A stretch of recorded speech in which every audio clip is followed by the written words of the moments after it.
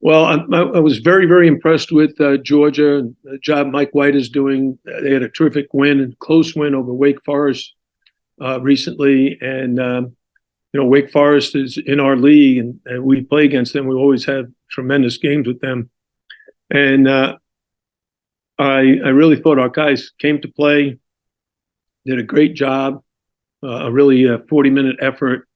Bensley Joseph had a sensational game. Wooga Poplar had 11 rebounds. Matt Cleveland was tremendous. So, overall, a great team effort. I told the guys Christian Watson's minutes were very valuable to us. He really defended well, and that's the message we've been sending everybody, especially the guys off the bench. All right, we'll take questions from the media now. As a reminder, please use the raise hand function. First question from Tim Reynolds. Go ahead, Tim. You guys showed this against FIU as well. The 12-0 run late in the half today, the quick strike capability that your team has. I guess how much has I can't imagine it surprised you, but what sort of luxury is it to know that you guys can put together a bunch of stops and a bunch of baskets real quickly? Well, the first thing is the coaches in the preseason, we found that we had spurt ability. You could see it in practice. You could see it in our inter-squad scrimmages that we could go on a 10-0, 12-0 run. That was definitely within our makeup. The whole key to that, though, is defense and rebounding, because the runs come off of our transition game. We're very good in the open court. You saw Wooga Poplar get 11 rebounds. Those led to fast break baskets. Bensley Joseph was on fire today. Really had a great all-around game. And, Georgia is one of those teams that we thought they'd play man-to-man for 40 minutes, and they hadn't played zone in the first three games, and now all of a sudden they're zoning us. So it took a little time to adjust to that, and I thought Matt Cleveland's performance in the middle against the zone was very good. Next question from Chris Stock. Go ahead, Chris.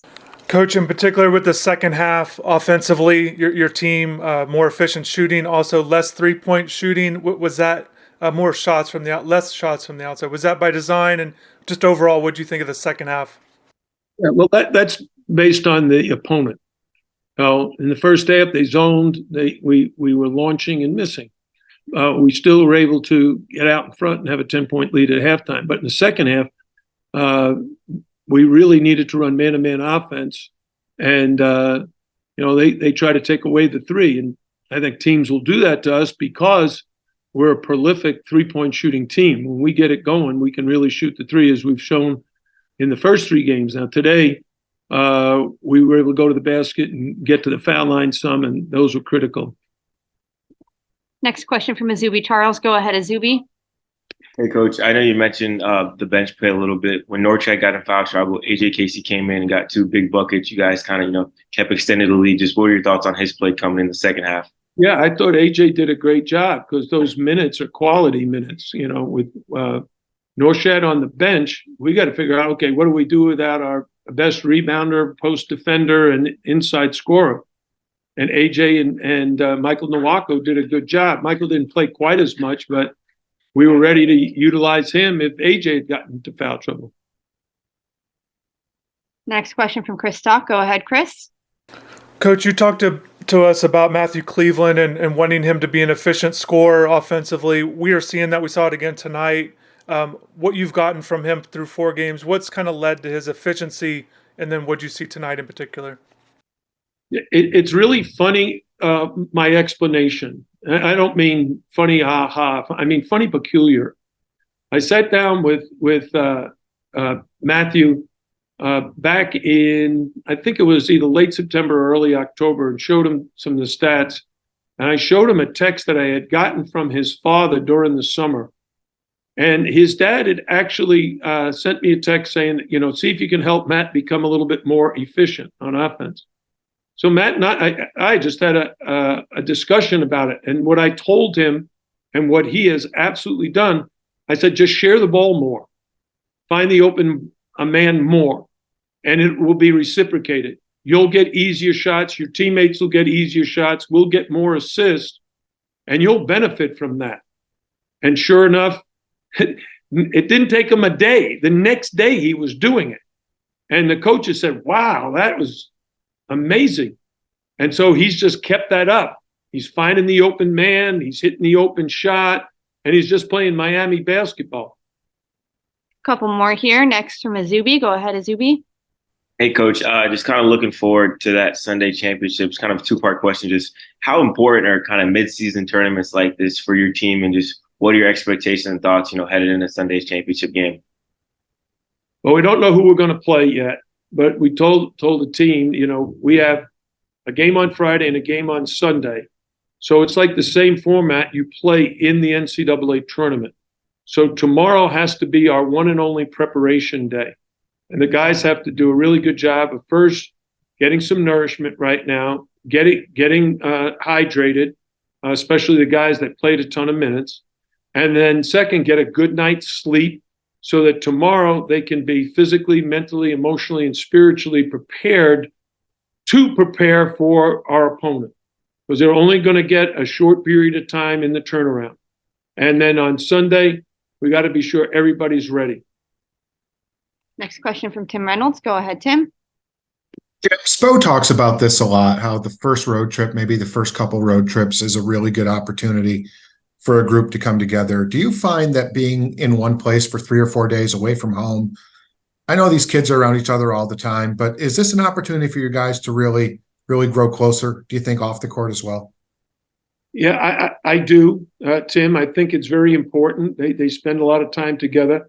The other thing that I like that I don't get to do as much at home is as a staff, we bring the team together and when we talk and quiz them about basketball related things. Like, we ask them about our last opponent, what that was like.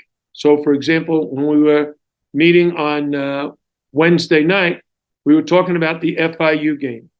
And I asked the players, how many times did we get trapped with ball screens and how many points did we score off the trap? And then it was a competition between the big guys and the guards.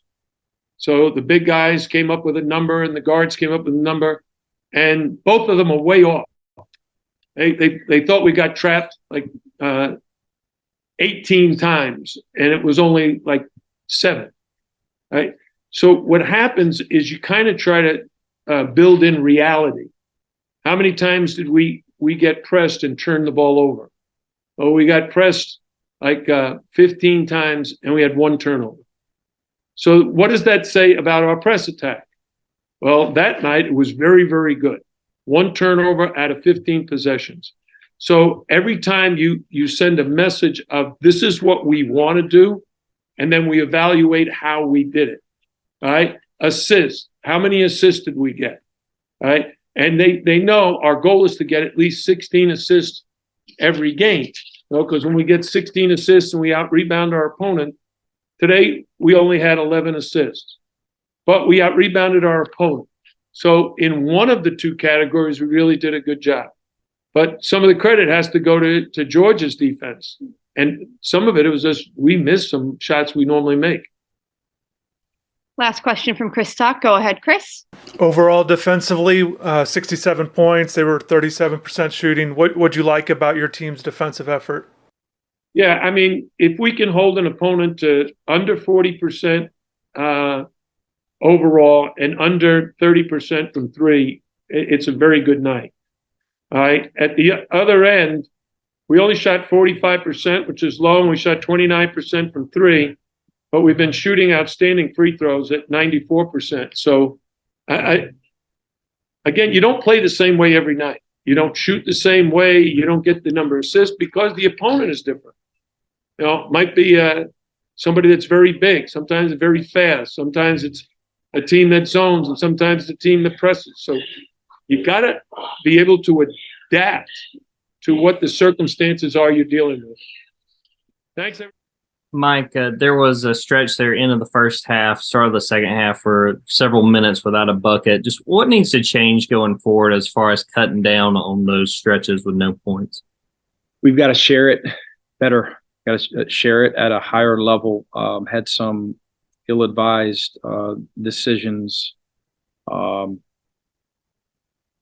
Early game, And then late first half, I thought that stood out. We had a couple transition opportunities where the ball stuck a little bit, stuck in the half court a little bit.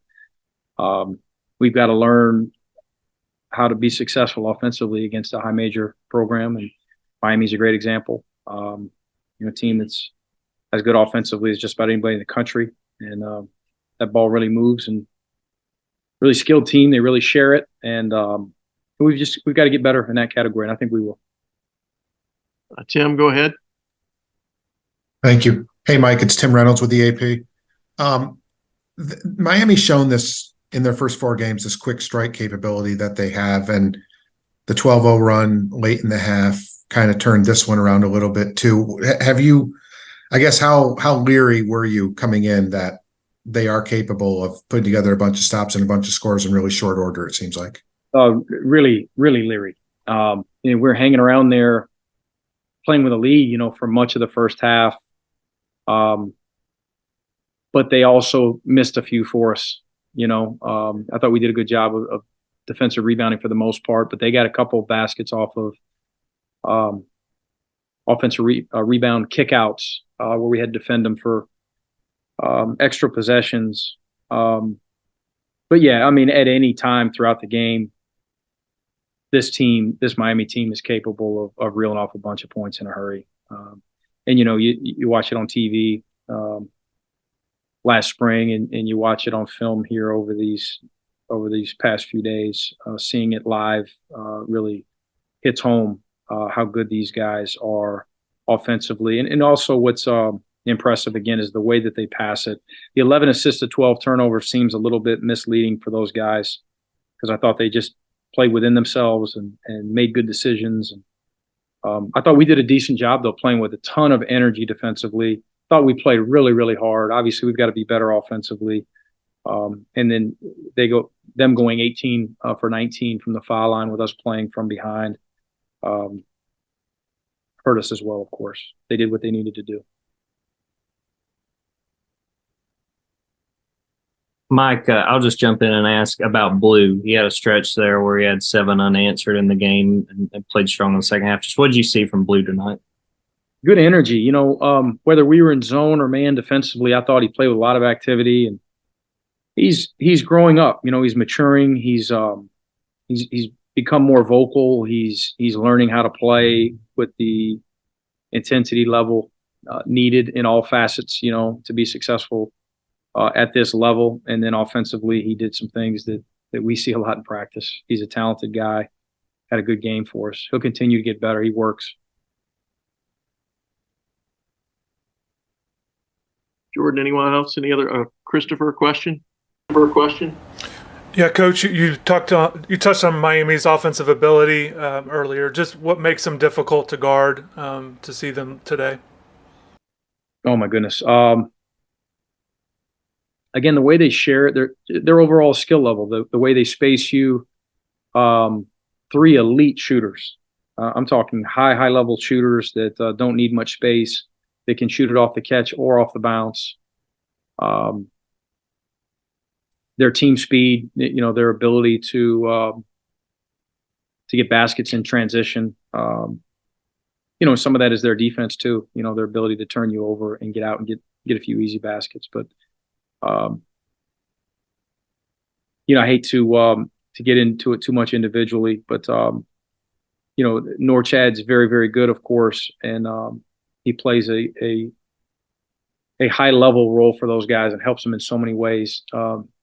And he complements that backcourt that has got to be arguably one of the best in the country. Yeah, Coach, you've obviously seen Matthew Cleveland in the past. I'm curious your thoughts on his development, what he saw tonight, and just this season from Scouting Report. I thought he played really well, and I left him out. I'm glad you brought him up. But he gets 18 and it goes 8 of 13 from the field. Did a good job defensively. Did a pretty good job in the middle of our zone that we threw out there, and stepped up and hit a couple big threes. They're really good. They're going to win a bunch of games.